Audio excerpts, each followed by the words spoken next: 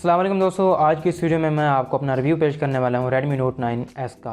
तो इसको यूज़ करते हुए मुझे जो है ना लगभग 9-10 दिन हो चुके हैं। तो Redmi Note 9S का 9 दिन के बाद का रिव्यू आपकी खिदमत में हाजिर है। तो दोस्तों सबसे पहले हम इस मोबाइल की डिस्प्ले और डिज़ाइन के हवाले से बात कर लेते हैं। इस मोबाइल में आपको काफ़ी बड़ी 6.65 इंच की डिस्प्ले मिल जाती है। ये एक IPS पैनल है और इसमें आपको सेंटर में ही 5 होल डिज़ाइन देखने को मिल जाता है। यहाँ पे आपको मैं 5 होल के हवाले से बता दूँ कि ये जो डिज़ाइन है ये Samsung Galaxy Note 10 Plus की लगभग कॉपी कह सकते हैं, लेकिन ये डिज़ाइन इस प्राइस रेंज में आपको जो मिलता है काफ़ी ज़्यादा खूबसूरत लगता है। ये जो IPS डिस्प्ले है ये 60 हर्ट्ज़ वाला पैनल है। इसमें आपको कुछ फैंसी 90 हर्ट्ज़ या हाई रेफ्रेश रेट वाला पैनल देखने को नहीं मिलता।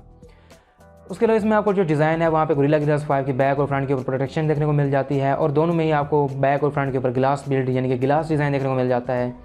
तो फ़ोन की जो ओवरऑल लुक है वो बहुत ही ज़्यादा खूबसूरत देखने को मिल जाती है। दोस्तों इसमें आपको नोटिफिकेशन LED लाइट मिल जाती है, लेकिन वो बहुत ही कम विजिबल होती है। ख़ासतौर पर अगर आप रूम लाइट में या फिर डे लाइट में उसे देखते हैं तो आपको वो दिखाई भी नहीं देगी, इवन दो कि उसमें आपको नोटिफिकेशन LED लाइट मौजूद मिलती है। नोटिफिकेशन LED लाइट के साथ आपको IR ब्लास्टर भी मिल जाता है, यानी कि आप उसके ज़रिए अपना TV या फिर AC वगैरह मोबाइल के ज़रिए कंट्रोल कर सकते हैं। जबकि इस मोबाइल में आपको जो पावर बटन मिलता है उसके अंदर ही आपको फिंगरप्रिंट सेंसर भी देखने को मिल जाता है। दोस्तों इस मोबाइल में आपको MIUI 11 मिल जाता है और Android 10 सपोर्ट देखने को मिल जाती है। इसमें आपको MIUI 12 जून या जुलाई के एंड में देखने को मिल जाएगा। हाँ, इसमें मुझे सॉफ्टवेयर का कोई खास इशू नहीं है। एक तो इशू ये है कि इसमें आपको एड्स मिलते हैं जो कि आप डिसेबल कर भी सकते हैं, लेकिन उसके बावजूद थोड़े एड्स आते रहते हैं। उसके अलावा जो दूसरा मुझे मेन इशू देखने को मिला है वो ये है कि इसमें आपको जो है ना गूगल की तरफ से जो मैसेजिंग ऐप है वो दी गई है और डायलर भी गूगल वाला दिया गया है। और ये जो डायलर है और मैसेजिंग ऐप है इंतहाई बेकार किस्म की एप्लीकेशंस हैं और मुझे इससे बहुत ज़्यादा चिढ़ होती है। हो सकता है कि आपके लिए ये नॉर्मल चीज़ हो, लेकिन मुझे ये दोनों ऐप्स पसंद नहीं है।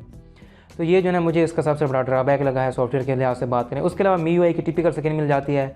अगर आपको ये स्क्रीन पसंद है तो ये फ़ोन बेस्ट है, अगर आपको स्क्रीन पसंद नहीं है तो ये फ़ोन बेस्ट नहीं है। दोस्तों इंटरनल्स की बात करें तो पाकिस्तानी मार्केट में इसका सिर्फ एक ही वेरिएंट दिया गया है जिसमें आपको 6 GB की रैम मिल जाती है और 128 GB की स्टोरेज देखने को मिल जाती है। और ये पाकिस्तानी मार्केट में आपको जो रिटेल प्राइस है या इनवॉइस प्राइस आप कह सकते हैं वो 40,000 रुपये में मिलता है।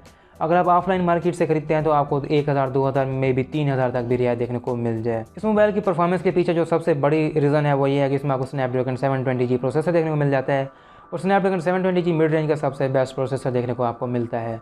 ये 8 नैनोमीटर टेक्नोलॉजी के ऊपर बेस्ड है और इसमें आपको जो इंफ्रास्ट्रक्चर मिलता है वो बैटरी के लिए बहुत ही ज़्यादा एफिशिएंट है। तो पावर एफिशिएंट होने की वजह से इसमें आपको बैटरी टाइमिंग काफ़ी ज़्यादा मिलती है। बैटरी की बात कर लें तो इस मोबाइल में आपको जो बैटरी मिलती है वो 5020 mAh की बड़ी बैटरी मिलती है और इसके साथ आपको जो चार्जिंग मिलती है वो 18 वाट की। 18 वाट की चार्जिंग को बहुत ज़्यादा फैंसी फास्ट नहीं है, लेकिन ये बहुत ही डिसेंट किस्म की चार्जिंग आपको 1.5 घंटे में ये मोबाइल फुल बैटरी चार्ज करके दे देता है, क्योंकि इसमें आपको USB Type-C दी गई है।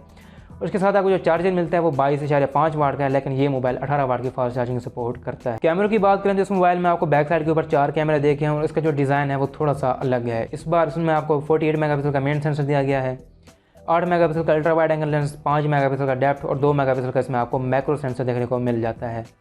फ्रंट के ऊपर आपको 16 मेगापिक्सल का सिंगल कैमरा देखने को मिल जाता है। इस मोबाइल की जो कैमरा क्वालिटी है उसके सैंपल मैं आपको चल के दिखा देता हूँ, तो आप इसके कैमरे के सैंपल देखें और फिर मुझे बताइएगा कि आपको इसका कैमरा कैसा लगा। मैं अपनी ओपिनियन की बात करूँ तो मुझे इस मोबाइल का जो कैमरा है प्राइस के हिसाब से एवरेज है, यानी कि ना बहुत ज़्यादा अच्छा है ना इसमें कोई बुरा है। मतलब आप कीमत के हिसाब से देखें और मोबाइल के हिसाब से देखें तो ये एक बैलेंस आपको कैमरा इसमें देखने को मिल जाता है।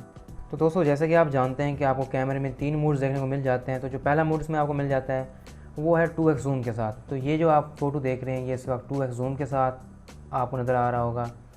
उसके बाद ये जो फ़ोटो है ये अल्ट्रा वाइड एंगल लेंस के साथ है। अल्ट्रा वाइड एंगल लेंस के साथ इसका जो फोकस है वो इतना अच्छा नहीं है, यहाँ पे आपको नज़र आ रहा होगा।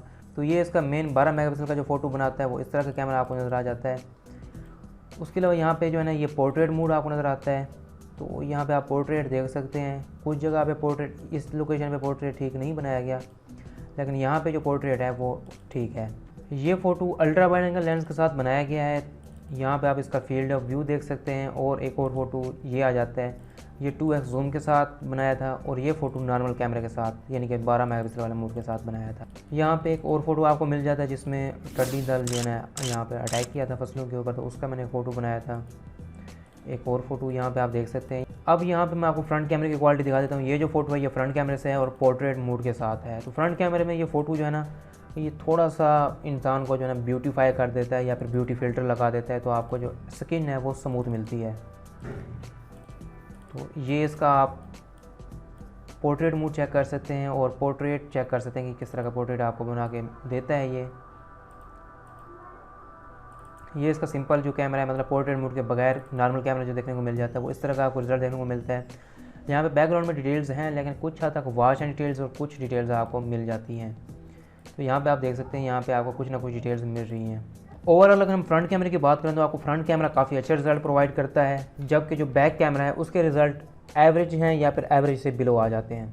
तो मे बी सॉफ्टवेयर अपडेट के ज़रिए इसके रिज़ल्ट बेहतर हो जाएँ, बट अभी जो आपको रिज़ल्ट मिलते हैं वो एवरेज या फिर बिलो एवरेज आप उन्हें कह सकते हैं। अब मैं आपको ले चलता हूँ वीडियोज़ की तरफ और वीडियो रिज़ल्ट आप उनका देख लें, फ्रंट और बैक कैमरे का। ये जो वीडियो है ये इस मोबाइल के फ्रंट कैमरे से बना रहा हूँ, और इसमें जो आपको आवाज़ आ रही है ये भी इसी मोबाइल के जो माइक्रोफोन है उसी की आवाज़ आपको सुनाई दे रही है। ओके, तो यहाँ पे आप जो है ना इस मोबाइल का जो फ्रेम है वो देख सकते हैं। मुझे इसका जो फ्रेम है बहुत क्लोज लग रहा है, मतलब इसमें आपको जो बंदा है उसमें आपको फील्ड ऑफ व्यू भी उसके पीछे नज़र नहीं आता। यार ये वाली जो वीडियो है ये मैं इस मोबाइल के बैक कैमरा से, जो रियर मेन 48 मेगापिक्सल वाला कैमरा, उससे रिकॉर्ड कर रहा हूँ। इस मोबाइल में जो मुझे सबसे बेहतरीन बात लगती है वो इसकी EIS यानी कि इलेक्ट्रॉनिक इमेज स्टेबलाइजेशन। मैं यहाँ पे हैंड हेल्ड है, मोबाइल मेरे हाथ में ही है, मैंने कोई ट्राईपॉड वगैरह या फिर गिम्बल यूज़ नहीं कर रहा। और इसमें आप स्टेबलाइजेशन देख सकते हैं कि ये कितनी ज़बरदस्त किस्म की स्टेबलाइजेशन प्रोवाइड कर रहा है। बाकी इमेज क्वालिटी आपके सामने है, आप देख रहे हैं इमेज क्वालिटी। अब ये जो वीडियो है ये अल्ट्रा वाइड एंगल लेंस से बनाई जा रही है, तो यहाँ पे भी आप इसकी इमेज क्वालिटी और स्टेबलाइजेशन वगैरह चेक कर सकते हैं।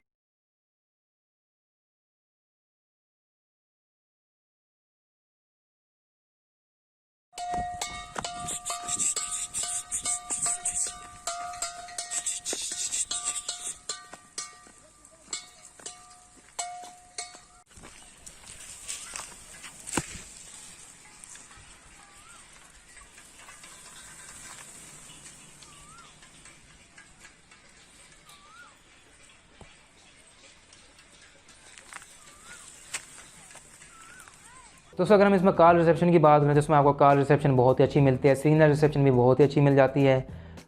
मुझे यानी कि सुनने में या फिर सामने वाले बंदे को मेरी आवाज़ सुनने में कोई भी इशू देखने को नहीं मिला। मैं जिस रूम में रहता हूँ वहाँ पे मतलब सिग्नल कम आते हैं, बट इस मोबाइल की जो रिसेप्शन है वो काफ़ी ज़्यादा अच्छी है।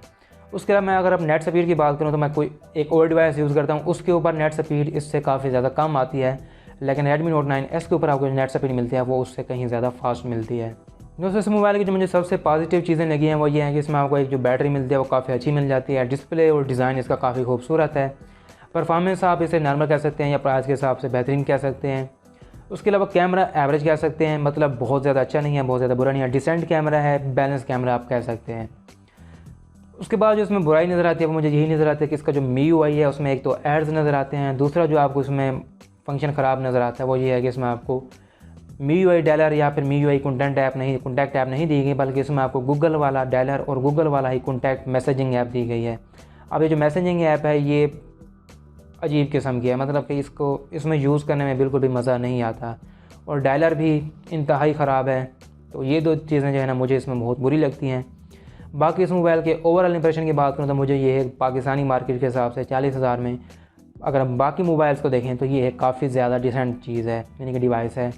और यहाँ पे मैं आपको ये चीज़ बता दूँ कि ये जो डिवाइस है इसमें कोई चीज़ स्पेसिफिक नहीं है, मतलब कोई मोबाइल होता है जिसमें आपको काफ़ी अच्छा कैमरा मिलता है, किसी में आपको काफ़ी अच्छी बैटरी मिल जाती है, किसी में आपको काफ़ी अच्छी गेमिंग चिपसेट देखने को मिल जाती है, किसी में आपको डिस्प्ले में 90 हर्ट्ज देखने को मिल जाता है, लेकिन ये मोबाइल ओवरऑल हर लिहाज से बैलेंस फ़ोन है। तो अगर आप जो है ना overall value for money device चाहते हैं तो मेरे ख्याल में ये डिवाइस आपके लिए बेस्ट डिवाइस रहेगी। तो दोस्तों ये थी आज की वीडियो, उम्मीद करता हूँ आपको वीडियो पसंद ही होगी। अगर आपको वीडियो पसंद है तो लाइक कीजिए, दोस्तों के साथ शेयर कीजिए। मिलते हैं नेक्स्ट वीडियो में। आप देख रहे थे उर्दू टेक, मैं हूँ आमिर। अल्लाह हाफिज़।